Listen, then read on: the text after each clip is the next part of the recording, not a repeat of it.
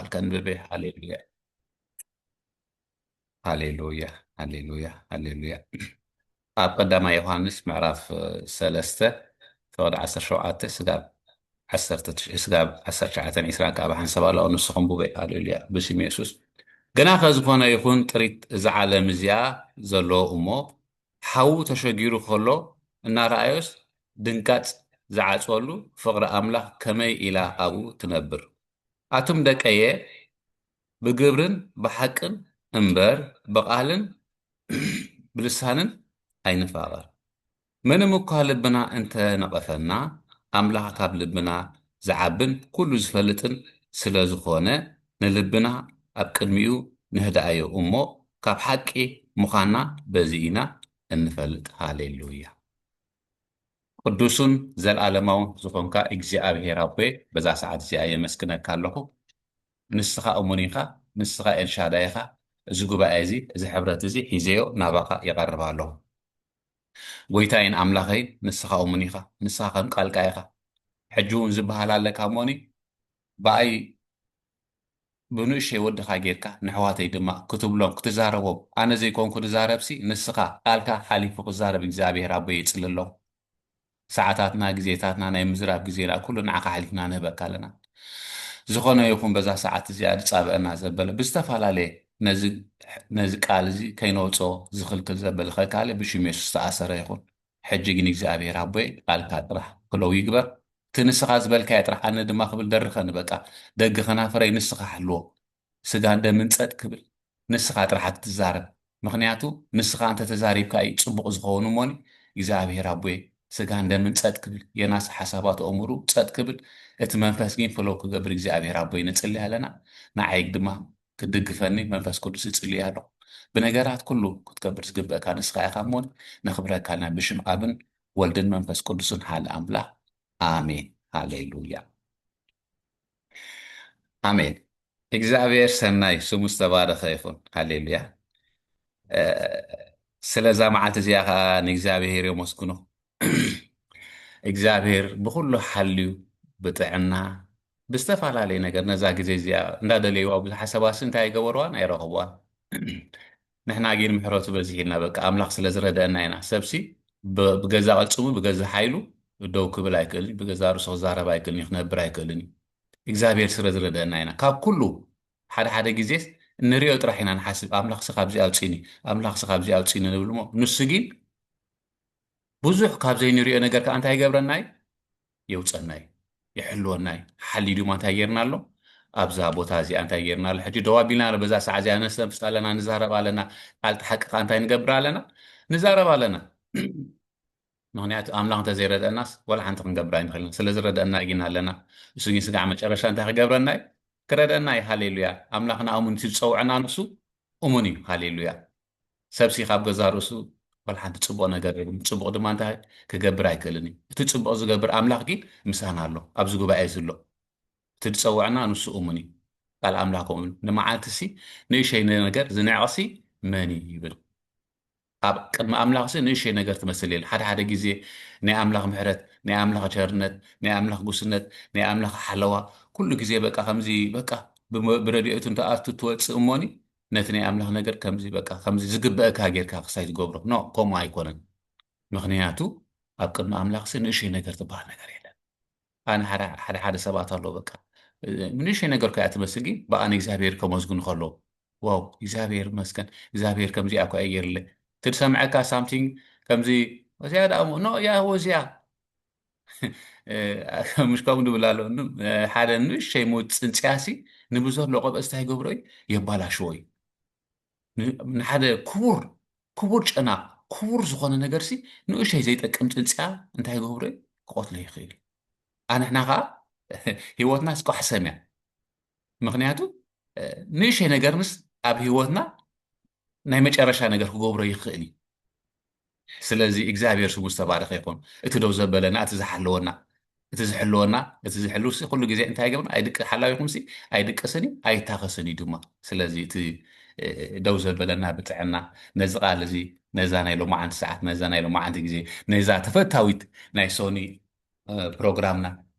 دوزة بلنا إكسي أبير سو مستوى رخيقون بحكي الفوتوكم زفكركم بحكي زنافقكم حدا جزء أبصراحة كوينة أبزني كوينة تي تصلوت تقال يكافو لإيه كستاخد كون كلا أبصابي خانات ناس راح ينقل كستا يقبر إن حجة إجزابير عدل هي وزا معلتها عرفت هي بني مساهم زقال زي كزارب سلازرد أنا سمو استبارك يكون حساب أمتي يزول ኣብ ቅቡል ኣምልኾ ዝብል እዩ ኣብ እግዚኣብሔር ሲ ቅቡል ኣምልኾ ሕጂ ቅድሚ ናብቲ ሓሳብ ምእታወይ ሲ ኣምልኾ ሲ ብዙሕ እዩ ኣብ መሰረት መፅሓፍ ቅዱስና እ፣ እ፣ ኣምልኾ ሲ መዝሙር ኣምልኾ እዩ ኣብዛ ምድሪ እዚኣ እንዳዘመርና ንኣምላኽ እንዳምለኽና ኣብታ ትመፅእ ዓለም ድማ ኣብታ ሰማያዊት የሩሳሌም ብዓይኒ ዘይተረኣየት ብእዝኒ ዘይሰምዐት ኣብታ ህያው ኢየሩሳሌም መንግስቲ ኣምላኽ ድማ ኣብኣ ድማ ብኣምልኾ ኢና እንታይ ንገብር ንሰግር ብኣምልኾ ኢና ኣብኡስ ኣምልኾ ጥራሕ እዩ ዘሎ ብላዕሊ ኣብ ሰማይ ምስ ክርስቶስ በቃ ኣብዛ ምድሪ እዚኣ ግን ምስ ኩሉ ነገራትና ከዓ በምልኾ እንታይ ንገብር ኢና ንኣምላኽ ነኽብሮ ኢና ዝማሬ ኣምልኾ እዩ ቃል ኣምልኾ እዩ መፅሓፍ ቅዱስ ኣምልኾ እዩ ቃል ምንባብ ኣምልኾ እዩ ምሃብ ኣምልኾ እዩ ስለ ኣሕዋትካ ሰናይ ነገር ምግባርን ምክፋልን ካብቲ ዘለካ ነገር ምግባር ከኣስ ኣምልኾ እዩ በቃ ኣምልኾ ሲ በቃ ፓኬጅ እዩ ሰፊ مش ኣነስ ያ በዛ ንእሽተይ እሙረይ እንታይ ነቲ ናይ ኣምልኾ ስታይ ክገብሮ ይክእልኒ ክገልፆ ይክእልኒ ማለት ናይ ኣምላኽ ኣምልኾስ ኣምላኽ ሲ ልዕሊ ኩሉ እዩ ኩሉ ብኩሉ ናቱ ስለ ዝኾነ ንሱ ይንበሪ ስለ ዝኾነ የናስካ ንእሽተይ ኣእምሮ ኣላቶ በቲ ንእሽቶ እስቲ ናይ ኣምላኽ ኣምልኾስ እንታይ ክገብሮ ክገልፆ ይክእልኒ ግን በተን ዓቕመይካ እዚ ገሊፅ ኣለኹ በቃ ኣምልኾስ ኣብ መፅሓፍ ቅዱስና ኣምላኽ ዝምሃረና ብዙሕ ዓይነት ኣምልኾ እዩ ዘሎ ሕጂ ካብቲ ሓደ ኣምልኾ እንታይ ቅቡል ኣምልኾ ኢለ እግዚኣብሔር ትቕበሎ ኣምልኾና ኩሉ ይቕበሎ እዩ እግዚኣብሔር ሕጂ ከም ኣምልኾ ኢሉ ከዓ ኣብ መፅሓፍ ቅዱስና ዘቐመጦ ንዕየ ክርኢ ደልየ ኣብ ልበይ ስለ ዘተሓሳሰበኒ ምክንያት ጸሎትና እግዚኣብሔር ሲ ንኣምልኾና ንጸሎትና ኩሉ ግዜ እንታይ ይገብሮ እዩ ኣብቲ መእከቢ ፅዋዕስ ከምኡ እዩ ዝብለና ምሽ ሓቀይ ኣብቲ ፅዋዕስ ይእክቦ እዩ ሓደ መዓልቲ ግን መሊኡ እንታይ ክኸውን እዩ ክፈስስ እዩ ምክንያቱ ጸሎት ጻድቕ ሲ ኩሉ ግዜ እቲ ንፅልዮ ንሕና ሲ እሲልና ኣይኮናን በቃ እግዚኣብሔር ሲ ኣብቲ መቐመጢኡ ኣብቲ ፅውዕ እንታይ ይገብሮ ምስ ፈሰሰ ድማ ሓደ እዚ ኩሉ ግዜ ጸሎትና ብዛዕባ ሃገርና ብዛዕባ ህዝብና ብዛዕባ እቲ መከራ ዝሓልፍ ዘላ ቤተክርስትያን ኤርትራ ብዛዕባ እታ ኣብ ኣንደርግራውንድ ትኸይድ ዘላ ያ ምክንያቱ ስሊኣ ከይፀለኻ ብድቃስ ከይፀለኻ ምሕዳር ከይፀለኻ ምውዓል ማለት ሲ ኣይ ቲንክ ሶ እግዚኣብሔር እንታይ ኣባይ ግን ጌጋ እዩ ብሓቂ ጌጋ እዩ ምክንያቱ ኣነ ብዘለኹ ኣሕዋተይ ግን ኣብ ጎዳጉዲ ኣለዎ ማለት እዩ ቤተክርስትያን ኤርትራ ድማ ኣብ ኣንደርግራውንድ እያ ዘላ ኣሕዋተይ ብብዙሕ ጭንቂ ብብዙሕ መከራ እዮም ዝሓልፉ ዘለዉ ከምኡ እውን እቲ ንኣምላኽ ዘይፈለጠ ህዝቢ ድማ እሱ ድማ ኣብ መከራ እዩ ዘሎ እቲ ብክልተ እቲ ንኣምላኽ ዘይፈልጥ ሲ ብክልተ ነገር ይብደል ኣሎ ቀዳማይ መጻኢ ይፈልጥ እዩ ካልኣይ ድማ በቃ በቲ ዘሎ ኣብቲ መንግስቲ ኣብቲ ምድርቲ ዘሎ ነገር ሲ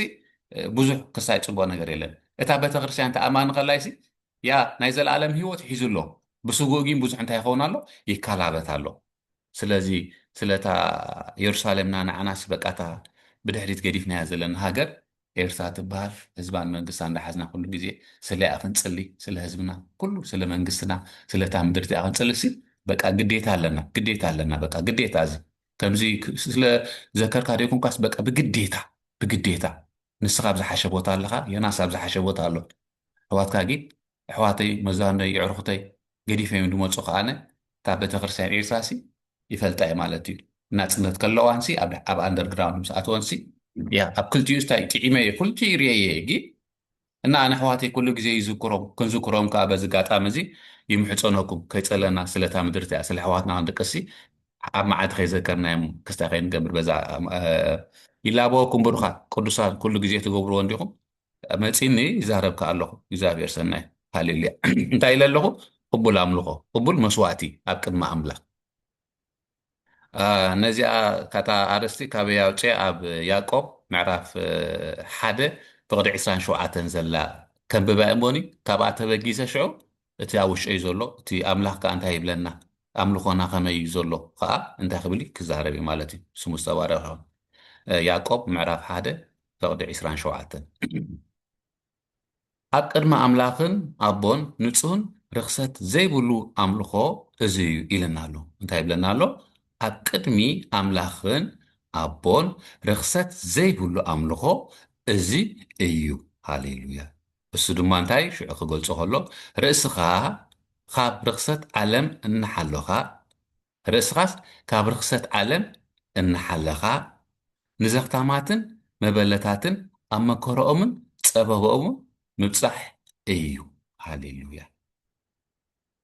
እንታይ ክደግማ ክተስምሩላ ማለት እየ።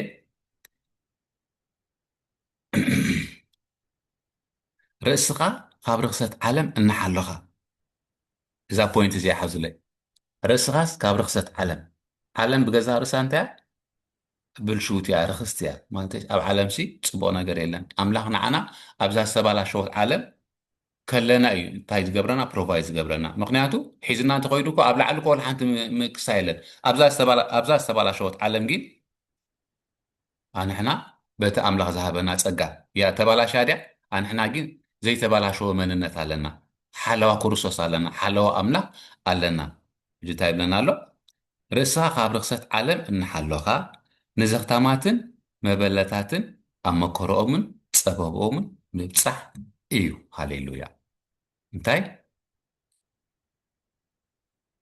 ንዘኽታማትን መበለታትን ዘኽታም ማለት ርድአኩም ኩልሃኩም ትፈልጦ ኢኹም ማለት እዩ ዘኽታም ዘይብሉ ወል ሓንቲ ኣምላኽ ኣለዎ ግን ዝምክሐሉ በቃ ከምዚ ሓደ ሓደ ግዜ ኣምላኽ ኣለና ንሕና ኣብ ከም ወላብቲ ዝዓበና ምድሪ ሲ መዕበይ ዘኽታማ ዝበሃል ኣሎ ከምዚ ብስጋ ኣቦን ኣደን ዘይብሎም ብስጋ ኣቦን ኣደን ዋቴቨር ዝገበርዎም ሲ ኣብ ሓደ መዕበይ ኣብቲ ኦርፋን ጎዳይ ዘሎ መዕበይ ዘኽታማት ዝበሃል ኣሎ እንታይ እዩ እዚኣቶም ሕጂ ኣቦን ኣደን ስለ ዘይብሎም መንግስቲ ኣብ ሓደ ቦታ ጠርኒፉ የምህሮም የብልዖም የስትዮም የምህሮም ኣብኡ ከዓ ሰራሕተኛታት ኣሎ ከም ኣቦን ኣደን ግን ከም ኣቦን ኣደን ክኾና ይከላነ ግን ከምኡ ኮይኑ እንታይ ገብሮም የንብሮም ንዘኽታማትን መበለታትን ኣብ መከረኦምን ፀበብኦምን ምብፃሕ እዩ። ስለዚ ኣምልኾ ብዙሕ ዳይመንሽኑ ሓደ ዳይመንሽን እንታይ ይብለና ኣሎ ንዘኽታማትን መበለታትን ኣብቲ መከረኦምን ኣብቲ ሽግሮኦምንስ ምብፃሕ እግዚኣብሔር ስሙ ዝተባረኸ ይኹን እግዚኣብሔር ሰናይ እዩ። ሓደ ሓደ ግዜ እንታይ ክንገብር ከም ዘለና ሲ መፅሓፍ ቅዱስና ክሳይ ፅቡቅ ገይሩ እንታይ ጌርና ኣሎ ኣንቢርልና ኣሎ ሳምታይምስ እንታይ ንገብሮ ማለት እዩ ከም ሰብ ድኻም ኣለና ንርስዖ ምሽ ሕጂ መበለ ዘኽታው ኣጆኻ ዝደሊ ሰብሲ ኣሎ ኣጆኻ ትደሊ ሓዊ ኣጆኻ ትደሊ ሓፍቲ ሲ ኣብ ጎንኻ ኣሎ ሕጂ ቤተክርስትያን ሲ ሰንበዲና ቀዳም ድዩ ኣብቲ ንኸዶ ገለ በቃ ክዳና ቀይርና ኩሉ በቃ ኩላህና በቃ ፀቢቕና ገለመለ ኢና ንቤተክርስትያን ንኸይድ ውሽጥና ግን መንፈስ ቅዱስ ይስፈልጦ ማለት እዩ ኣምላኽ ይስፈልጦ ሕጂ ብኡ ዝትሓልፍ መከራ ብኡ ዝትሓልፍ ሓፍትኻ ብኡ ዝትሓልፍ ሓውካ ግን ኣብ መንጎኻ ክህሉ ይኽእል እዩ ሕጂ ንሰብ ክዳን ቀይሩ በቃ ዘሚሩ ምሳኻ ኣምሊኩ ፀልዩ የሱስ ክርስቶስ ጎይታ ኢሉ በቃ ይኣቱ ይወፅ ግን ኣብ ውሽጡ ዘሪ ሳምቲንግ ማለት እዩ ግን ነዚ ነገር ብምንታይ ካ ክትረክቦ ትኽእል ንሓውካ ቅረቢልካ ዕሊ ተዳኣቢልካ ሲ ሽዑስ ክሳ ይግደድ ከምዚ የዕልለካ ከዕልለካስ ክስታ ይኮን ማለት እዩ ጉዳይ እዩ ከምዚ ከምዚ ከምዚ ከምዚ ከምዚ ከምዚ ወይ ኣነ ሓወይ ሕጂ ሓደ ሳምታይምስ ወይ ክስታ ሓወይስ በቃ ከምዚ ፀገም ከምዚ ሽግር ከለዎ እዩ በቃ ኣነ ከኣስ ከምዚ በቃ ኢለ ክስታይ ይገብር ኢልካሲ እንታይ ትኸውን ማለት እዩ ስለዚ ንዘኽታም ንዝተፀገመ ሰብሲ ኣብቲ ሽጉርኡስ እንታይ ምግባር ምብፃሕን ምፅንናዕን ኣጆኻ ምባንሲ እዚ ንገዛ ርእሱ ኣምልኾ እዩ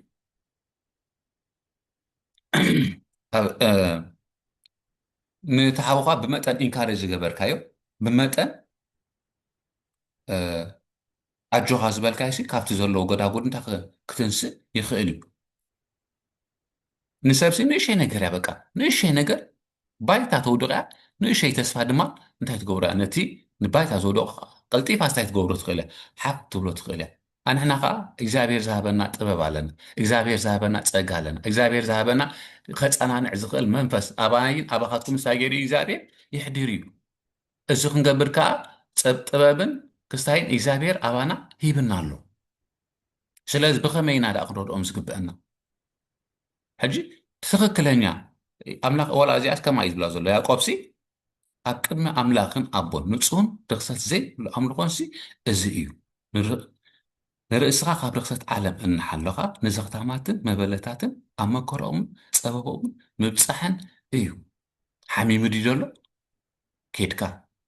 ተሸጊሩ ድዩ ዘሎ ኣምላኽካ ፀጋ ተሂብካ ኣብቲ ሽጉር ኣቲኻ ኻ በቲ ዘለካ ኣምላኽ ዘፀገቡካ ነገርካ ክተሽርፍ ከለኻ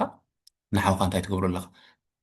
ትሕግዞ ኣለኻ ንኣምላኽካ እንታይ ትገብር ኣለኻ ተምልኮ ኣለኻ ኣምላኽ ነዚኣ ክሪኣ ከሎሲ ኣብ ኣምላኽሲ ራይት እያ ቅብልቲ እያ ምክንያቱ ሓውኻስ በቃ ኣጆኻ ኢየሱስ ክርስቶስ ጎይታ በላዕ ስተ ዝብላዕ ስተ ዘይብሉ ዝብላዕ ስተ ዘይብሉ ሲ ዘይሃብካየሲ በቃ ፀገብ ኖ እታ ጎዲላቶ ዘላ ክተማቐሎ ካብቲ ዘለካ ኣምላኽ ንድሕራ ፀጊዩካ ብገንዘብ ድዩ ብንዋድ ድዩ ብሓሳብ ድዩ ዋቴቨር እዩ ሰብሲ ሓገዝ ዘይደሊ ሰብ ስለዘየለ ማለት እዩ ስለዚ በዚ መገዲ እዚ ንዘኽታማትን ንመበለታትን ኣብቲ ፀገሞም ኣብቲ ሽግሮኦም ሲ ክንኣትወሎም ኣብቲ ሃጓፎም ሃጓፍ ናይስ ደቂ ሰባት እግዚኣብሔር እንዲ ዝመልእ ግን ንሕና ኻ ሰባትካ ንእሽተይ ገርታ ክንገብር ንኽእል ኢና ክንምልአሎ ንኽእል ኢና ሓደ ግዜ ኣብ ዘፍጥረት ኣብ ዘፍጥረት ምዕራፍ 4 ናይ ቃኤልን ናይ ኣቤልን ታሪክ ኣለና እግዚኣብሔርሲ ክልቲኦም ካብቲ ክሳዮም እዮም ክሳይ ኣምፅኦም ንእግዚኣብሔር መስዋእቲ ኣምፅኦም እግዚኣብሔር ከዓ ንመስዋእቲ ናይ ኣቤል ደስ ኢልዎ ተቐበሎ ይብለና ናይ ቃኤል ግን እንታይ ይገብሮ ኣይተቐበሎ ዋይ ኣይቲ መፅሓፍ ቅዱስ ኣይተፀሓፈልናን ኣሎ ኣይተፀሓፈልናን ኣሎ ስለምንታይ ናይ ቃኤል ኣይተቐበሎን ወላ ሓንቲ ሪዝናብል ዝኾነ ግን መንፈስ ኣምላኽ ግን እንታይ ይገብረካ ሓደ ሓደ ግዜ ሪኮግናይዝ ገብረካ እዩ ሰብሲ በቲ ዝበፅሖ እዩ ዝመላለስ ግን ተሓሳብ ከንብባ እሞን መታን ክትተኣሳሰረልና ካብ ሓደ ክነንብባ ተን ዘድልያና ግን ኣብ 3:4-5 እየን ዘለዋ ካብ ቁጥሪ 2 ወላ ክንንባ ደስ ክትብልና ደጊም እውን ንሓዉ ኣቤል ወለደ ቁጥሪ 3 ክንብበ ድሕሪ ገለ ወርሓት ድማ ኮነ ቃኤል ካብ ፍረ ምድሪ ንእግዚኣብሔር መስዋእቲ ኣምፀአ ኣቤል ከዓ ካብ በኩራት ኣባጊዕን ካብ ስብሓት ኣምፀአ እግዚኣብሔር ድማ ናብ ኣቤልን ናብ መስዋእቱን ባሂልዎ ረአየ ናብ ቃየልን ናብ መስዋእቱን ግና ባሂልዎ ኣይረአየን ቃየል ከዓ ኣዝዩ ኮርኔን ገፁ ድማ ፀለመ ይብለና ማለት ሕጂ ዋይ እቲ ሪዝን ኣነ ኣይፈልጥን እየ ወላ ሓንቲ መብርሂ ስለ ዘይብሉ ማለት እዩ ሕጂ ሓደ ሓደ ግዜ ንሕና ከዓ ኣብቲ ቦትኦም ንእቶምን ናብ እግዚኣብሔር ኢልና ነምፆ መስዋእቲ ናብ እግዚኣብሔር ኢልና ነምፆ ኣምልኾ ናብ እግዚኣብሔር ኢልና ነቕርቦ ብዙሕ ነገራት ኣሎ ሕጂ ቅቡል ድዩ ኣይኮነን ሕጂ ምሽ ከምዚ እቲ ዘቕርቦ ዘለኹ ንእግዚኣብሔር ሲ ቅቡል ድዩ መፅሓፍ ቅዱሳዊ ድዩ ሓቂ ድዩ ከምቲ ኣምላኽ ዝብህጎ ከምቲ ኣምላኽ ብሂጉ ዝቕበሎ ሕጂ ክንፅሊ ከለና ሲ ኣምላኽና ንፀሎትና በቃ ብሂጉ እንታይ ገብሮ እዩ ይእዝሃኑ ኩር ኣቢሉ እንታይ ገብሮ እዩ ይሰምዖ እዩ ክንዝምር ከለና እግዚኣብሔር በቲ እንገብሮ ኣምልኾ እንታይ ገብሮ እዩ ደስ ኢልዎ ነቲ ነምልኾ ነቲ ንዝሙሮ ነቲ ነሸብሽቦ ነቲ ክብሪ ንእግዚኣብሔር ርቦ እንታይ ይእዝሃኑ ገቲሩ እንታይ ገብሮ እዩ ብኣንክሮ እንታይ ገብሮ እዩ ብደስ እንዳበሎ እንታይ ገብሮ ይቕበሎን ይሰምዑን እዩ ካልእ ነገራት ከዓ ኣብ ሂወትና ሲ እግዚኣብሔር እቲ ክነቕርበሉ ከለናስ ደስ ኢልዎ ይቕበሎ ዲ ኣይቅበሎን ምሽ ህድእ ኢልካ እሞ ህድእ በል እሞን ኣነ እግዚኣብሔር ኣምላኽካ ምዃነይሲ ኣስተውዕል ይብለና ኣብ መዝሙር ዳዊት ምዕራፍ 46 ፈቅዲ 10 ሕጂ ኮፍ ትብል እሞ ተሃድእ ሕጂ ሓደ ሓደ ግዜ ከግልግል ኢልካስ ትጎይ በቃ ትጎይ ትጎይ ትጎይ ትጎይ ትጎይ ትጎይ ትጎይ ትጎይ ግን ኣገልግሎትካ ኣብቲ ንእግዚኣብሔርካ ትገብሮ ነገርሲ እግዚኣብሔርሲ ከመይ ይሪእሉ ሓደ ግዜ ሓንቲ ንእሽተይ ታሪክ ክዕለኩም ቁርብ ተይተሓገዝህና ኣብዚ ሓሳበይ ያንግቹ እዚ ቻይናዊ ኣገልጋሊ ዝነበረ ሓደ ኣገልጋሊ ኣበይ ሰሚዐ ኣበይ ክሳይ ኣብ መፅሓፍ ግን ፅሒፉ ኣሎ ኣይ ቲንክ ሓዳር ብጣዕሚ ናይ ኣምላኽ ፍቅሪ ስለ ዝነበሮ ሓዳር ኣብቲ ሙቕ ዝነበረሉስ ሓዳር ገይሩ ተመሪዑ በቃ ምስ ተመርዖ ከዓ ናብ ኣገልግሎት በቃ ፍቅሪ ኣምላኽ ሲ ክቋፃፀሮ ስለ ዘይከኣለ በቃ ንግሆ ንግሆ ወፂና በገልግሎት ሙሉ መዓልቲ ክምስክር ወንጌል ክገብር ከለመለ ሽዑ ከዓ ምሸት ከዓ ናብ ቤት ይመፅእ ከምኡ ገብር ሕጂ ንበዓልቲ ቤቱ ነታ መርዓቱስ በቃ እዚ ነገር እዚ ኣዝዩ ሕድሱ ንኣምላኽ እዩ ዘምልኽ ዘሎ ንኣምላኽ እዩ ዘገልግል ዘሎ ንኣምላኽ ኢሉ እዩ ዝጎዩ ዘሎ ንኣምላኽ ኢሉ እዩ ክሳይ ዝገብር ዘሎ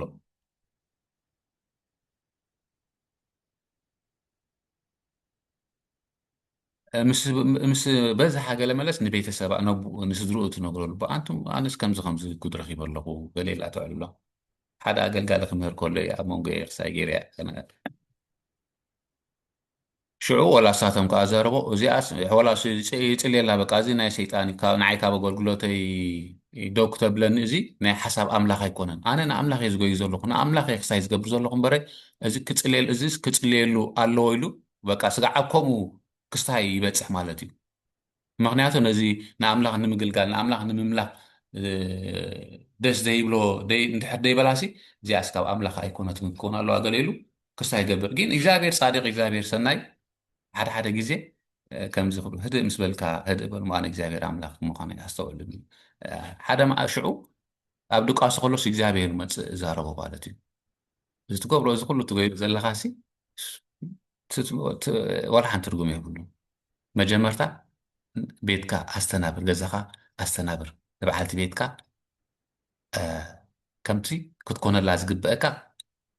ሰብኣይን ሰበይትን ሓደ እዩ ኢልካ ምሒልካ እንዲኻ ከምኡ ኩነላ እዚ በቃ ንጎ ወፂኻ ምሸት ምምላስ ኖ እዚ ኣብ ቅድሚ ኣምላኽ ዝቅበል ኣይኮነን ኢሉ ምሻ ኣለካ በታ ክርድኦ ዝኽእል እዚኣ እንተዘይኮይና ሰብ ኢሎ ሰሚዕ ኢሎ ስድርኡ ኮይሎሞ እኳ እዚ በቃ ነዚ ክፅልየሉ ክግናሕ ኣለዎ ኢልዎ ንሳይ ዓቕሙ ማለት እዩ ዳሕራይ ግን ኣምላኽ ዛር ነዛ ናይ ኣምላኽ ነገር ግን ዕሽ ክብላ ዋው እግዚኣብሔር ስሙ ይባረክ እሞ ኣነ ዝጋገ ነይረ በቃ ንኣምላኽ ኣነ ዳ እሞ ንኣምላኽ የኽብር ንኣምላኽ የምልኽ ኣለኹ ኢለ ከምዚ ኢለ ንጎን ምሸትን ዝጎይ ነይረ እምበር መዓዝ ካልእ ኮይኑ ሕጂ ግን እግዚኣብሔር በቃ ከም ቃልካ ኢሉ ሓንቲ መዓልቲ ፈሊላ ንበዓልቲ ቤቱ እታ መዓልቲ ካብ ንጎስ ጋዓ መጨረሻ ስናታ እያ ማለት እዩ ሓንቲ መዓልቲ መዓስ መዓልቲ እያ ምዃና በቃ ኩሉ ግዜ ክሳይ ገብራ ነይሩ ኣይን ሕጂ ሓደ ሓደ ግዜ ንኣምላኽ ነምልኽ ኣለና ኢልናሲ እንታይ ንገብር ኢና ብዙሕ ንፅዕር ኢና ብዙሕ ከዓ እንታይ ንገብር ኢና ንቃትት ኢና ሞን ግን ኣምላኽ ከኒ በቲ ንገብሮ ዘለና ኣምልኾ በቲ ነገልግሎ ዘለና ሲ ደስ ይብሎ ድዩ ሕጂ ብዙሕ ኣምልኾ ኢና ኣብ ቅድሚ ኣምላኽ ንገብር ኣምላኽ ከይሕጎሰሉ ድዩ ሕጂ ኣምላኽካ ፃድቕ ይነግር ይሕብር እዩ በቲ ክርድአካ ዝኽእል ሓደ ሓደ ግዜ በቃ ንኣምላኽ ኢልና ስለ ንገብሮ ነገራትን በቃ ትኽክል ይመስለና ግን ንኣምላኽ ዘይቅበሎ ኣምልኾ እንተደኣ ኮይኑ እዝን ኢልካ ኣምላኽካ እንታይ ይገብረካ ናብ ራይት ነገር ይመርሐካ እዩ ስለዚ ብድሕሪኡ ዝኣገልጋሊ እንታይ ክኾና ይረኣና ማለት እዩ ንሰበይቱ ንሓዳሩ እግዚኣብሔር ድማ በቲ ኣገልግሎቱ ክስተሓገብር ሕጂ ኣብዚኣ ናይ ኣቤል ናይ ቃኤልን ከዓ ኣምላኽ ናብቲ ናይ ኣቤል መስዋዕቲ ፈትዩ ክልቲኦም እቲ ናይ በረኻ ሃዳና እዩ ከማያ በቃ ውህብቱ ኣቤል ከዓ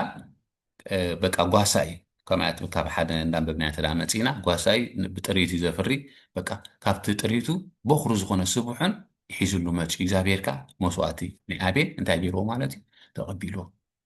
ኣቤልካ ሽዑ ቃኤልካ እንታይ ይበና ሽዑ ቁፅሪ 5 ናብ ናይ ቃኤልን ናብ ናይ መስዋዕቱን ግና ባህ ኢልዎ ኣይረኣየን ቃኤልካ ኣዝዩ ኮረ ገፁ ድማ ፀለመ ኣምላኽ ስለዚ ተቐበለሉ መስዋዕቱ ኮረ ሕጂ ናይ ኣቤል ጌጋ ምኹራይ ዘይኮነሲ እንታይ ኢሉ ሕትሕት ኢሉ ክሓትት እዩ ነይርዎ ኣምላኽ ከዓ ኣብቲ ጎደሉ እስታይ ምገበሮ ማለት እዩ ክምልአሉ ክሕብሮን ምኽኣለ ነይሩ ሃሌሉያ እግዚኣብሔር ስሙ ዝተባረኸ ይኹን ኣብ ቀዳማይ ሳሙኤል ምዕራፍ 1 ከዓ ከምኡ ደስ ዝብለካ ኣምልኾ ኣሎ ናይ ሃና ማለት እዩ ቀዳማይ ሳሙኤል ምዕራፍ 1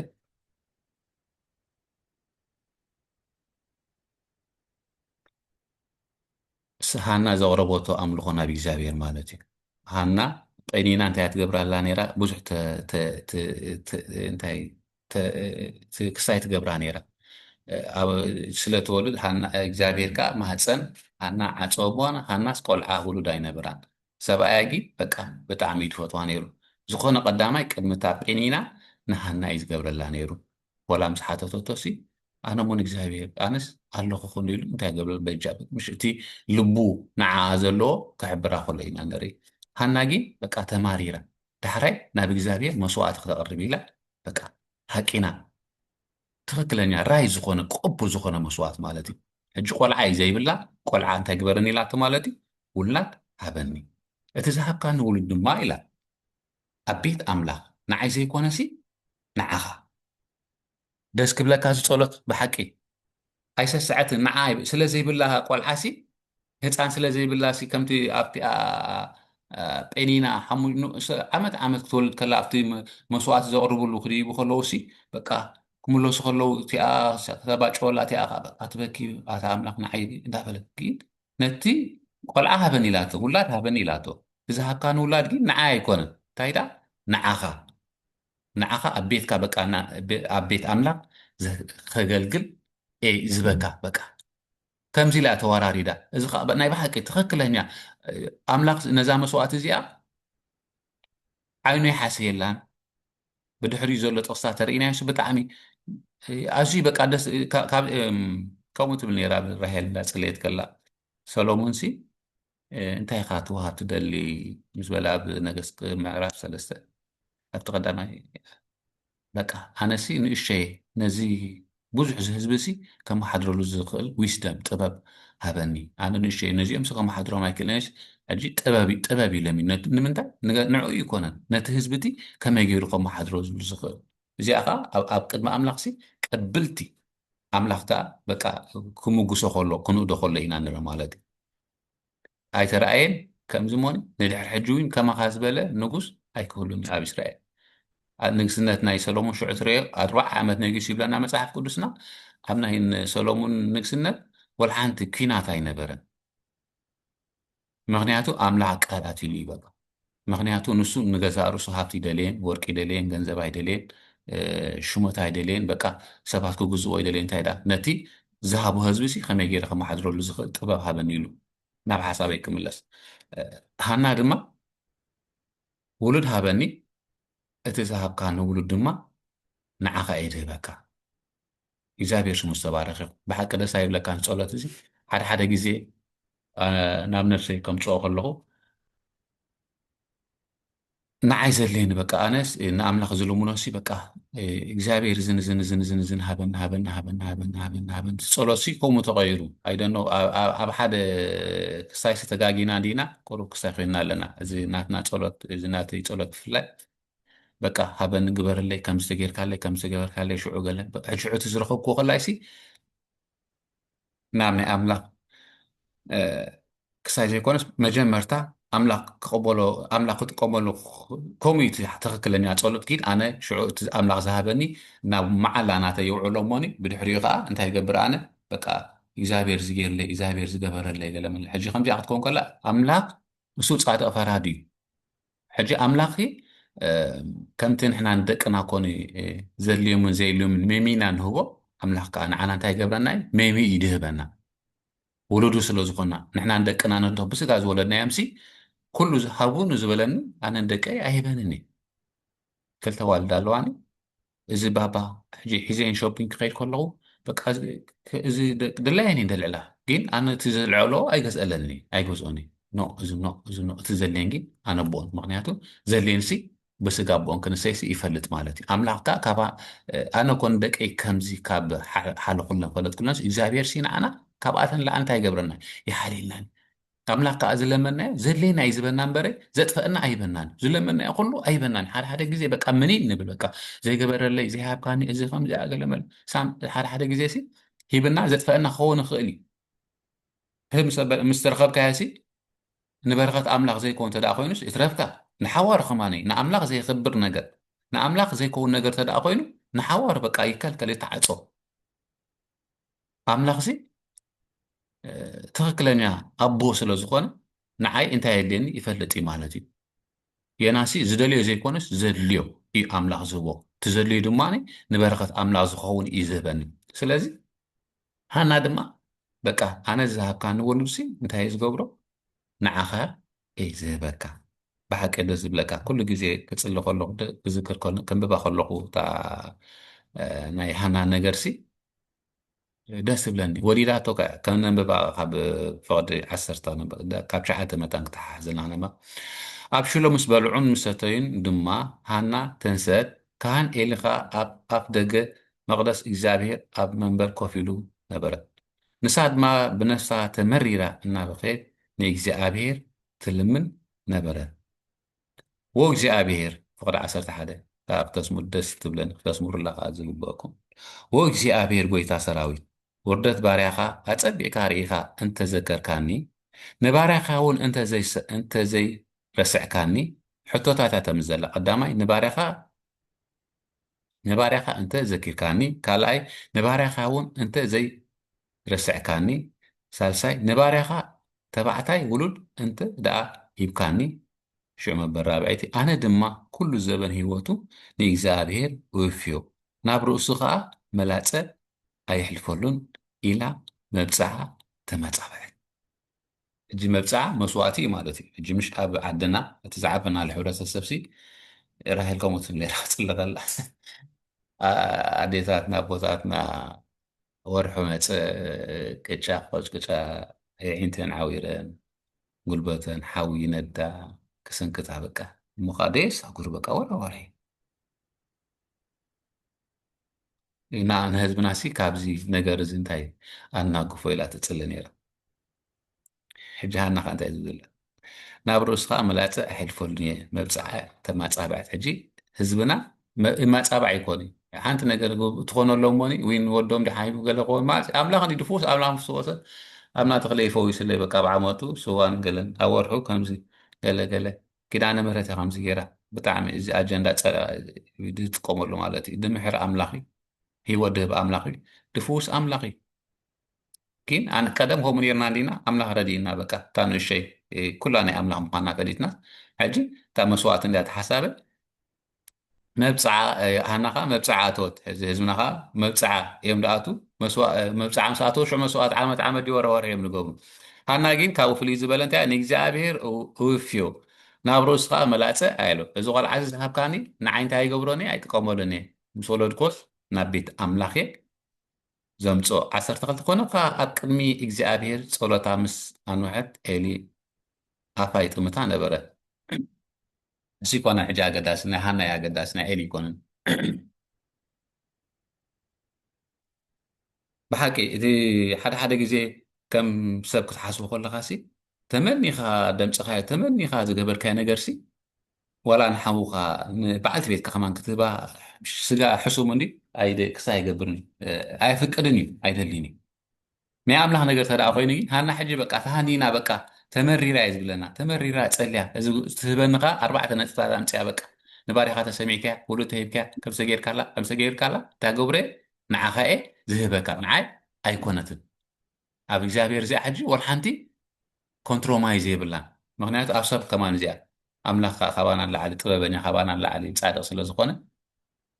نتا كسايستا قبل خلو دايركتلي سمع خلو إنا نري مالتي شعور وريدا بدحريو أقطر أساس شعات قال تنبيبنا قاتلنا تنبيناس هنا بدحريش حزن تقع مغنياتو نتزهب نتزقبر كله زقبر علاو زخونة إزابير تفولتها تأمنها تأمنها نعون تاجراتها مالتي هيواتها بدحريش نتا خوينا كرأتني زبلنا مساحف كلسنا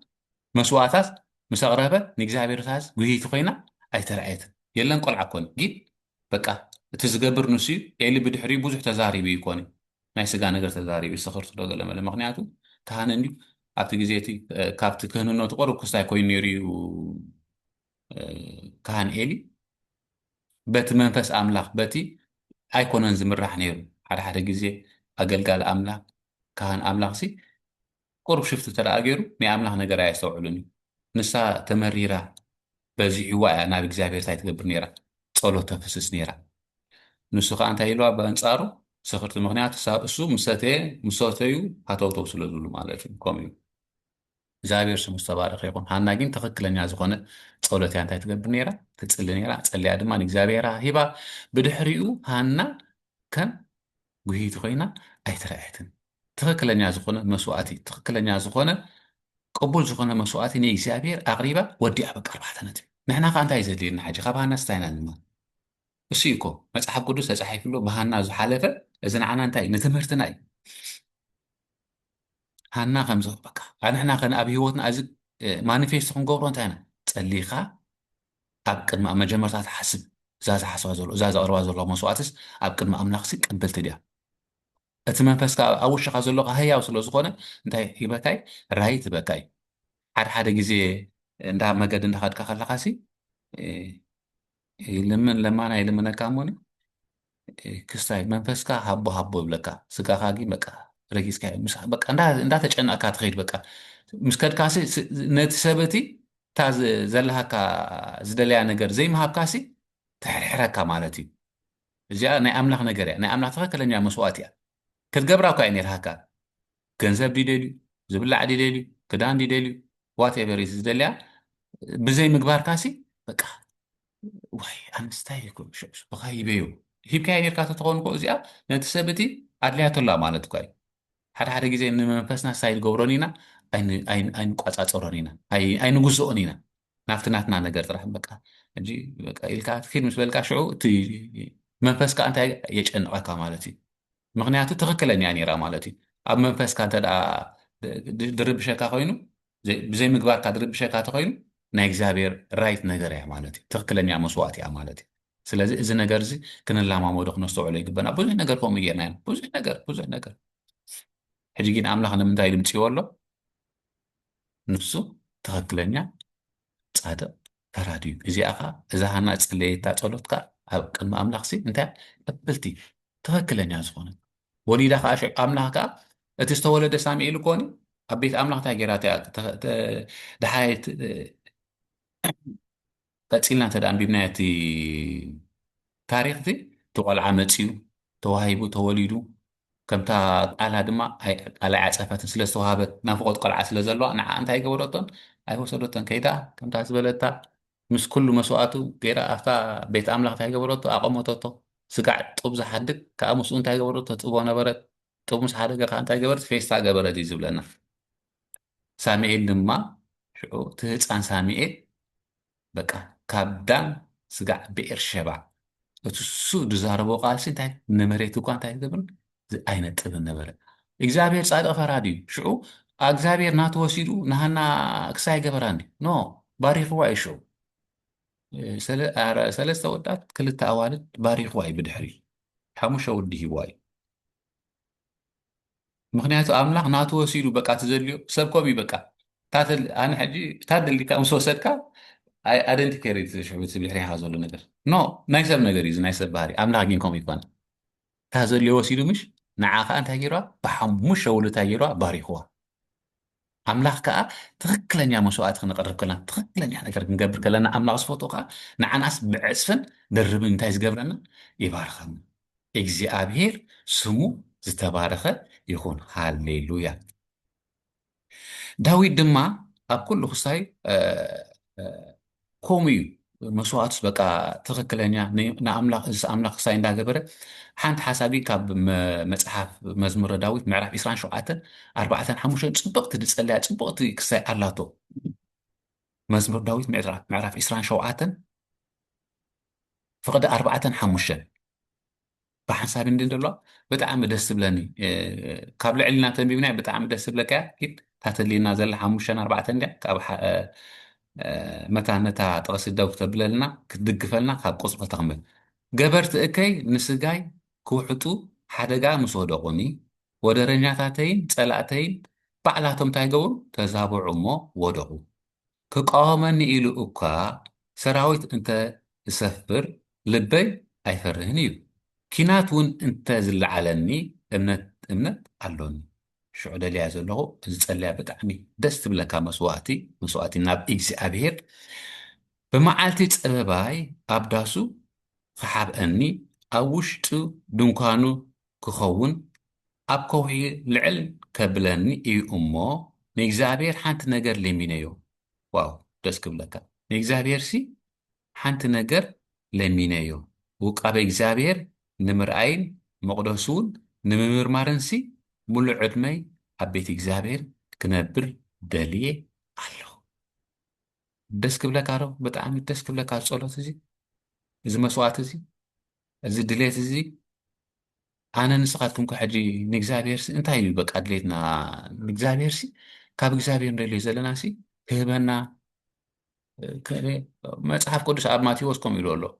بركة أملاك سي دحريها خسرك كاي مجمر تاسخان منقص أملاك صدق عندلي دحراي دما أنت جبركم كل خشعبكم أنا كل خشعبكم سي تاني أملاك نجار تزلي كان نجار سي كل سحابي هجي مش ناي أملاك نجار أبزينا نحنا نجاج مالتي كم يناس أنا أبزي جاج بقى بركة أملاك سي دليل كل خبرك كسعبك كان يجيب لنا متحف قدس قال أملاك قال حكي قال قويتانا مدحنا يسوع كريستوس نحنا جين أنت نقبل مالتي نتي بركة نحنا ندليل سو دليل أما متحف قدس بلنا دليل رخبكم أنا هنا دما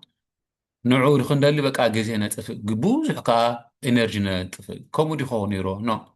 حدا جزء زي كون نقدر تدا أجيرك بوز إنرجي خا بوز حكا تهلا بوز حكا تدك كم تقالون تدا أجيرك هاجي እንታይ ትኾኒ ኢኻ ማለት እዩ ንዓኻ ፈኽሰካ ኣይትደክምን ነቲ ውሃቢ ድማ እንታይ ይገብኑኒ ኣይሄድኩሞኒ ሃና እንታይ ዳ ጌራ በቃ ዝሃብካኒ ንዓኻ ክበካ እየ እሱ ድማ ኣብ ቤት እግዚኣብሔር ሙሉእ ዕድሚ እንታይ ገር እግዚኣብሔር ክዓጥን ከገልግልን እዩ ኣርባዕተ ነጥቢ ኣምላኽና ተወሲዱ እሲሉ ኣይበለን ኮኒ ብድሕሪኡ ከምቲ ዝረኣናዮ ማለት እዩ ዳዊት ከዓ ከማ እዩ ዝብል ዘሎ ውቃቤ እግዚኣብሔር ንምርኣይን መቕደሱ እውን ንምምርማርን ሲ ሙሉእ ዕድመይ ኣብ ቤት እግዚኣብሔር ክነብር ደልየ ኣለኹ ዋው ክጥዕም ጸሎት ደስ ክብለካ እንታይ ኣብ ቤት እግዚኣብሔር ክነብር ደልየ ኣለኹ መቕደሱ እውን ምምርማርን ሲ ሙሉእ ዕድመይ በቃ ኣብ ቤት ካብ ቤት ኣምላኽ ሲ ሙሉእ ዕድመይ እዩ ዝብል ዘሎ ነተን ዘለዋ ዕድሜ ጥራሕ ይኮን በቃ እተን ተሪፈናን ዘለዋ ካብታ ዝጸለየላ ጸሎት ሲ በቃ ኣብ ቤት መቕደስ ውቃቤ ኣምላኽታይ ምምርማርን ምፍላጥን በቃ ውቃቤ እግዚኣብሔር ንምርኣይን በቃ ኣምላኽ ሲ ንምርኣይ ሓደ ግዜ ኣምላኽ ርአይ ዶ እወ ርአይ ብምንታይ ርአይ ብቓሉ ከምኡሽ ንሳሙኤል ሲ እግዚኣብሔር ሲ ኣብ ሽሎ ብቓል ይግለጸሉ ነበረ ይብለና እግዚኣብሔር ብቓል ድሕር ተገሊጽልካ እግዚኣብሔር ባዕሉ እንታይ ይገልካ ማለት እዩ ቃሉ እሱ እዩ ማለት እዩ ንሱ ድማ ቃሉ እዩ ስለዚ ውቃቤ እግዚኣብሔር ንምርኣይን መቕደሱ እውን ንምምርማርን ሲ ሙሉእ ዕድመይ ኣብ ቤት እግዚኣብሔር ክነብር ደልየ ኣለኹ ኣርባዕተ ነጥቢ ናባና እንተተመሊስና ሕጂ ኸ ኣነ ንስኻትኩም ከ ከምኡ ድዩ ዘሎ ሓሳብና ከምኡ ድዩ ውሽጥና ዘሎ ከምኡ ድዩ ዝብለና ዘሎ መንፈስና ከምኡ እዩ ድብሎ ኣሎ ሕጂ ሰብሲ መንፈስ ነፍሲ ስጋ ኣለዎ ሕጂ መንፈስና ስጋ ሓደ ግዜ እቲ ናይ ኣምላኽ ነገር ኣይደሊን መንፈስና ከዓ ናይ ኣምላኽ ጥራሕ እዩ ዝደሊ ምክንያቱ መንፈስና እቲ ዝሓነ እቲ ሰማያዊ እቲ ናይ ላዕለ ነገር እንታይ ደሎ ኮሙኒኬሽን ዘሎ ንሱ ስለ ዝኾነ ስጋ ከዓ ይፃረሮ ማለት እዩ ስለዚ ንሕና ኸ መንፈስና ከምኡ እዩ ዘሉ ዘሎ ኣብ ቤት እግዚኣብሔር ሙሉእ ዕድመይ ቃል ኣምላኽ እንዳመርመርኩ እቲ ቃል እንታይ እዩ ዝብል ዘሎ እንዳኣስተንተንኩ በቃ ከምቲ መግቢ ክትበልዖ ከለኻ ሓይኽካ መጀመርታ ትሕይኾ መልሓስካ ብድሕሪኡ ተውርዶ ኣውሪዱ ድማ እንታይ ይኸውን ኣብቲ ውሽጢ ኣትዩ ድማ ዝጠቅም ዝኸውን መግቢ እቱ ኣቢልካ ውሕጥ ኣይተብሎን ኢኻ ምክንያቱ ፕሮሰስ ኣለዎ ማለት እዩ መንግስቲ ኣምላኽካ ከምኡ እዩ ፕሮሰስ ኣለዎ ናቱ ዝኾነ ማለት እዩ መጀመርታ ትፅሊ ትንብርከ ትኽክለኛ ዝኾነ መስዋእቲ እዚ ድዩ እወ ትፅሊ ናብ ኣምላኽካ ተቐርብ መዝሙር ድዩ ጸሎት ድዩ ቃል ኣምላኽ ምንባብ ድዩ ምምሃር ድዩ መሃብ ድዩ ካብቲ ዘለካ ምክፋል ድዩ ንሓውካ ብሓሳብ ምምኻር ድዩ ኣብ ዝተጸገሞ ኣብ ዝሓመመሉ ምብፃሕ ድዩ ተሸጊሩ ከሎ ኣብ ሽግሩ ምእታው ድዩ ካብቲ ዘለዎ ደገፍ ኮይንካ ምውፃእ ድዩ ከምቲ ዝበልኩም መስዋእትስ ብዙሕ እዩ ብዙሕ ሓደ ግዜ ብምውሃብ ጥራሕ ኖ ሓሚሙ ምብፃሕ ኣሎ ተሸጊሩ ምብፃሕ ኣሎ ኣብ ሓዘን ምብፃሕ ኣሎ ተጎዲኡ ብዙሕ ነገር ኣሎ ከም ሕብረተሰብ ብዙሕ ነገር ስለ ዘለና ኣብቲ ጓዳ ኣብቲ ሃዋፍ ናይ ሓሙካ ኣቲኻ ምምላእ በቃ እሱ እንድሕር ተጨኒቕኸኒ እንድሕር ተጨኒቕኻ ካብቲ ጭንቆት ከላግሶ ዝኽእል ምናልባሽ ብሓደ ዝኸፍአ ነገር ክሕከም ደልዩ መሐከሚ ገንዘብ ተደኣ ሲኢኑስ ያ ኣምላኽ ተደኣ በሪኽካ ካብቲ ኣምላኽ ዝባረኸካ ንሓውካ ምግባርሲ ኣምልኾ እዩ በረኸት እዩ ንዓኻ ከዓ እንታይ ዘምፀልካ በረኸት ኣምላኽ እዩ ዘምፀልካ እዚ ከዓ ትኽክለኛ መፅሓፍ ቅዱሳውን እዩ ሕጂ ዳዊት ከዓ እንታይ ኣብ ቤት እግዚኣብሔር ሙሉእ ዕድመ በቃ ንቓሉ ከዓ እንታይ ምምርማር በቃ ሙሉእ ዕድመይስ ኣብ ቤት ኣምላኽ እንታይ ክብል ክነብር ደው ክብል ንሕና ኸ ሕጂ ሃቐናና ከምኡ ድዩ ዘሎ ከምኡ ክኸውን እዩ ከዓ ኣምላኽ ዝደልዮ ማለት እዩ بعد داوود كمان أو كان ولا عند خبانا مش كمان أبونا عدنا له داوود سين بس داوود يا كمان كم تنعي أبونا عدن دولو دني داوود كأقوم يجين هنا أقوم كأبونا عدن الله جين تمنفسا أنا نحن كبعضهم سي استفلي منفسا كون حد منفسنا تعبين ساعتهم كوكمزون منفسنا خا أنا خاص يناسي تسقو ده يكونسي توشي يناس توشاو ما ننتي يناس توشاو ما ننتو انت هيزلي تني أملاك نجر اتراي زخون نجر اتراي زخون أملاك اتراي زخون نجزابير سبك اتراي زخون نأملاك زخون مقرب أيو هاليلويا እግዚአብሔር ሰናይ እዚ ክንገብር በቃ ሕጉ ምሕረቱ ረድኤቱ እንታይ ይኹን ካባና ኣይፈለን እግዚኣብሔር ሰናይ ስሙ ዝተባረኸ ይኹን ሕጂ መስዋዕትናስ በቃ ኮፍ ኢልካ ተሓስበሉ እዚስ ንኣምላኽ ትኽክለኛ መስዋዕቲ ድዩ ሽዑ ትኽክለኛ እንተኮይኑ መንፈስካ እንታይ ይገብረ እዩ ይምስክረልካ እዩ ማለት እዩ ምክንያቱ ንሕናስ ከምቶም ኣብ ደገ ዘለዉ ሰባት ኣይኮናን ምክንያቱ መንፈስ እስኻትኩም ቤት መቅደስ ህያው ኣምላኽ ኢኹም ብለና እቲ ኣብ ውሽጥና ዘሎ መንፈስ ኩሉ ግዜ ኣለርቲ እዩ ነቲ ሰናይ ነገር እንታይ ገብሮ እዩ ኣክሰፕት ራይት በካ ሓጎስ በካ ሰላም በካ ናይ ኣምላኽ ነገር ተዘይኮይኑ ከዓ ይርብሸካ እንተረቢሽካ በቃ ምግዳፍ ጥራሕ እዩ ሓንቲ ክብል ካብ ሓድሽ ኪዳን ብኣየረ ድማ ሽዑ ሓሳበይ ክዓልፅ እየ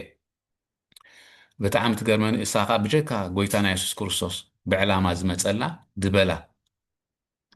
ኣብ ግብሪ ሃዋርያት ምዕራፍ 7 ናይ እስጢፋኖስ ታሪክ ኣላ ናይ እስጢፋኖስ ጸሎት ናይ እስጢፋኖስ ኣምልኾ ናይ እስጢፋኖስ ናብ እግዚኣብሔር ዘምለኻ እታ ናይ መጨረሻ 7 ስሳ ግብሪ ሃዋርያት 7 ስሳ እታ ናይ መጨረሻ ብጣዕሚ ከምኣሲ ኡፍ ዋንደርፉል ኣነ ብጣዕሚ እቶም ህዝቢ ሲ ንእስጢፋኖስ ካብ ቁፅሪ ሓደ እንዳብብናዮ ተደኣ መፂና በቃ ኣብ ዘፍጥረ ስጋዕ መጨረሻ ነቶም መኳንንቲ ነቶም ህዝብስ እንታይ ነጊሮም በቃ የሱስ ክርስቶስም ቀቲልኩሙ ሰቂልኩሙ ኣምላኽ ኩንሱ ንጉስ ኩንሱ ስኻትኩም በቃ ኣብቲ ውሽጢ መንፈሶም ሲ እንታይ እንዳገብሮም እንዳሓተሙ እቲ ዝገበሮ ጎደሎስ እንዳነገሮም እንዳተቃፀሉ በቃ ነቲ ዝብሎ ዝነበረ ቃልሲ ክቋፃፀሩ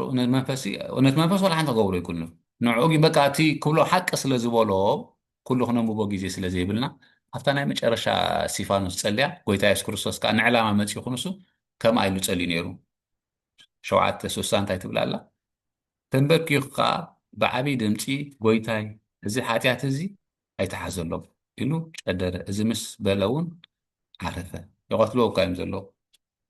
ይቐጥቅጥዎ እኳ እዮም ዘለዉ ብዳርባይኒ ናይ መጨረሻ ግዜኡ ምስ በፅሐሲ ዝገብርዎ እንታይ ይገብሩን እዮም ኣይፈልጡን እዮም ኢሉ ስሊኦም እንታይ ገበረ ኣይተሓዘሎም በቃ ፀለየ ናብ እግዚኣብሔር መስዋዕቲ ኣቕረበ ደስ ክብለካ ዶን ኣምላኽ ከዓ ንዓና ናይ ሓድሽ ኪዳን መምርሒ ሲ ይብና ስለ ፀለትኩም ዓለም ሲ ይብለና ስለ ፈተትኩም ንዝፈተውኩም ፍተው ንዝፀልእኩም ፅልኡ ሲ ዓለም ክማ እንታይ ትገብሩ እያ ማለት እዩ ትገብሩ እያ ኣነ ግን ይብለና ሽዑሱ ስለ ፀላእትኩም እንታይ ግበሩ ፀልዩ ንዝፀልእኩም እንታይ ግበሩ ኣፍቅሩ ንዝፈትኩም ፍተው ይኮነ ዝብለና ንዝፈትኩም እዚ ኩቱት እዩ ወላ ሓንቲ የብሉን ምክንያቱ ግን ስለ ፀላእትኩም ፀልዩ ንዝፀልእኩም ድማ እንታይ ግበሩ ኣፍቅሩ እስጢፋኖስ ከዓ ነቶም ዝቆተሉ ጎይታ የሱስ እኮ ነታ መስቀል ክወስድ መከራ ወልሓን ኣምላኽ ክንሱ ንጉስ ክንሱ ሓጢኣት ዘይብሉ ክንሱ ሓዲግ ሰማይ ሓዲግ ምድሪ ስሌና ተንጠልጢሉ ኣምላኽ ኣቦ ጎይታ የሱስ ክርስቶስ እዚ መልእኽቲ ሒዝዋ መፂ እዚኣ ኣብ መስቀል ክስቀል ምዃኑ ሽዑ ነቶም ኩሎም ስቆሎ ቅተሎ እዚ ከምዚ ዝብሉ ዝነበሩ ሲ በቃ እንታይ ኢሉ ኣብታ መስቀል ክስቀል ከሎ ወኣቦት በለሎ እንታይ ዝገበሩ ኣይተሓዘሎ ምክንያቱ ናይ ኣምላኽ ምምፃእ እቲ ዓላማት እያ እስጢፋኖስ ግን ካልእ መንፈስ ብሓቂ እስጢፋኖስ እንዳቀተልዎ مش بس هذا مكاس كم يزولنا صح كنا سحنت مثل حكا هبو يزولنا يا عقلة تدلي عبية تدلي كومودي يوناس كومودي دي أملاح قلت يوناس كا فلت عوالج سلازي أملاح كم يزولنا بقى حدا ما لحتكم سهلا كون سحنت خانت هايبورو أبو سلازي تصرفك هتصرف نزي حماس قبرك حماق تقول لك تهك أنت أخون كازي نايز لحانا من النتا يكونن ناي داقم استوال سبع يكونن داقم استوال السبسي እንታይ ኣምላኽ ትክክለኛ ዝኾነ እንታይ ኢልና ኣሎ መምርሒ ሂብና ኣሎ ማለት እዩ ኣልኹ ንብለሉ ዘይንኽእል እስጢፋኖስ ነቶም ዝቐትልዎ በቃ ነቶም እምኒ ገይሮም ዝቐተልዎ ሲ ከምኣ ምስ ሃረሞ ምስ ቀተልዎ ሲ እታ ጸሎት እያ ምስ ዕረገ እያ ትብል ሓቂ ተደገም እኳ ደስ ትብለኒ ተንበርኪኹ ከዓ ብዓብይ ድምፂ ጎይታይ እዚ ሓጢኣት እዚ ኣይተሓዘሎም ኢሉ ጨደረ። እዚ ምስ በለውን ዓረፈ። ናይ መጨረሻ እኳ መፋነዊቱ እኳ እያ ነይራ። በቃ እንኳዕ ኢልዋ ኸደ ኣምላኽ ከዓ ተሓጒስላ እኳ እዩ። ኣምላኽ ዝደልያ ከዓ እሳ እኳ እዩ። በቃ እዚኣቶም ከምዚ ገይሮም ኣምላኽ ገሎ እንተዝብሉ እኮ እንታይ ክትኮን በቃ ግን እስጢፋኖስ በደሎ ኣይተሓዘሎም ኢሉ ምፀለየ ምጨደረ በቲ እምንቲ በቃ ኣብ ነብስኻ ምፅኦ እሞ ኣብ ነብስና ነምፃያ ሞኒ ከክንዲ ዝኾነ ዳንጎላ ምስ ወረዱሉ በቃ በደሎ እንታይ ትግበሩሎ ኣይተሓዘሎም። እዚኣ ድማ ኣብ ኣምላኽ እንታያ ቅብልቲ መስዋእቲ እያ፣ እግዚኣብሔር ዝፈትዋ መስዋእቲ እያ። ስለዚ ኣሕዋተይ ኣነ ንስኻትኩም ከኒ ንኣምላኽ ነቕርቦ መስዋእትናስ ከመይ ክኸውን ዘለዎ ኣምላኽ ምቕራብና ዘይተረፈናስ በቃ ኣምላኽ ብሂቡ ዝቐርቦ መስዋእቲ ይኹነልና። ሓሲብና ደሚርና ኣስተንቲና ትኽክለኛ ድዩ እዚ እንዳበልና እቲ ትኽክለኛ ዝኾነ ንኣምላኽ ክነብፅሐሉ እግዚኣብሔር ይርድአና። ንሱ ድልው ንሱ ድልው ንሕና ጥራሕ ንበገስ ንኣምላኽ ነቲ ናቱ ዘበለ መስዋእቲ ትኽክለኛ ክንገብር ንሱ ኩሉ ግዜ ዝተዳለወ እዩ። እግዚኣብሔር ይባርኸኩም። ፅምኢልኩም ስለ ዝሰማዕኩምኒ እግዚኣብሔር ሰናይ በዚ ፍፅልየ ሃሌሉያ ሃሌሉያ ሃሌሉያ። መንፈስ ቅዱስ የመስግነካ ኣለሁ። ጎይታ የሱስ የመስግነካ ኣለሁ።